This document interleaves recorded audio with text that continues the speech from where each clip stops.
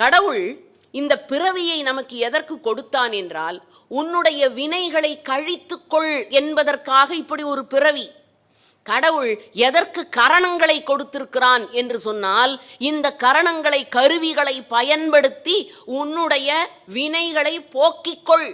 கடவுள் எதற்கு இந்த உலகத்தை படைத்திருக்கிறான் என்றால், உன்னுடைய வினைகளை போக்குவதற்கு ஒரு களம் வேண்டும் அல்லவா? களம் இல்லாமல் எங்கே இருந்து கொண்டு நீ பணி செய்வாய்? அதற்காக ஒரு களம் இந்த உலகம். தனு உடல், கரணம் கருவிகள், புவனம் உலகம், இது எல்லாவற்றையும் படைத்து போகம் என்றொன்றையும் கொடுத்தார்.